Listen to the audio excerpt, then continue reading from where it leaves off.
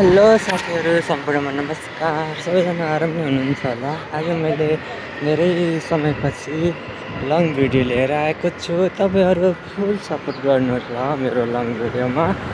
आज म कलङ्कीदेखि हिँड्दैछु।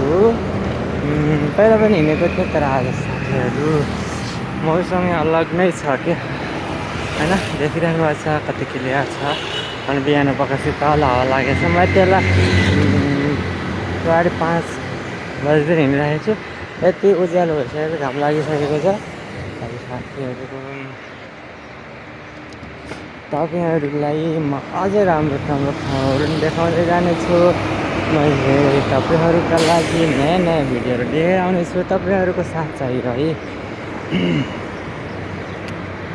Mega ब्याङ्क्वेट party palace भएको छ।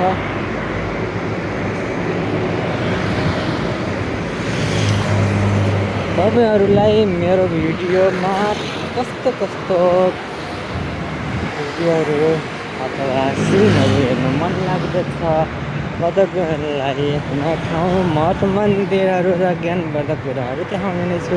तपाईँहरू अन्तिमसम्म बस्नु होला र मलाई फुल सपोर्ट गर्नु होला। तपाईँहरूको सबभन्दा जरुरी मलाई वाच टाइम बढाउनको लागि आवश्यक छ। वाच टाइम मलाई सानो धेरै चाहिएको छ होइन।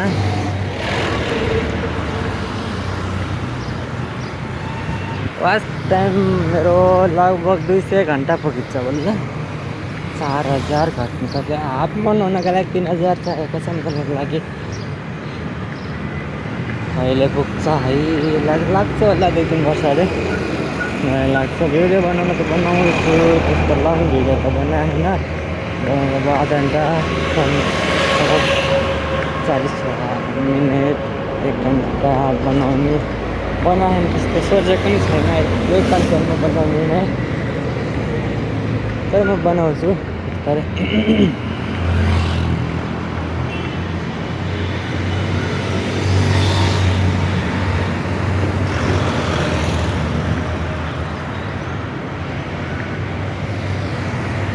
बिस्तारै बिस्तारै गाडीको चापहरू पनि बढिरहेको छ। अघि माथितिर खुल्ला थियो भने अहिले बढिरहेको छ गाडीको चाप। धुवाँधुलो एकदम बढिरहेको छ।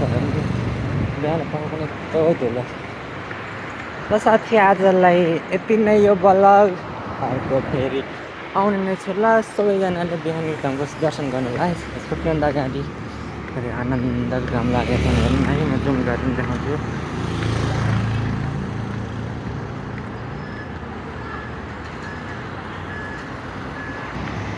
देख्नु भने साथीहरू जुम गरेर पनि ठिक्कमा बाटोमै उभिएको, अर्को गाडी नै उता आइरहेको जुम गर्दाखेरि ल साथी बाई बाई। मेरो भिडियोमा कमेन्ट सुन्नु होला। म तपाईँहरूको कमेन्ट देखेर म एकदम खुसी हुनेछु। बाई साथीहरू।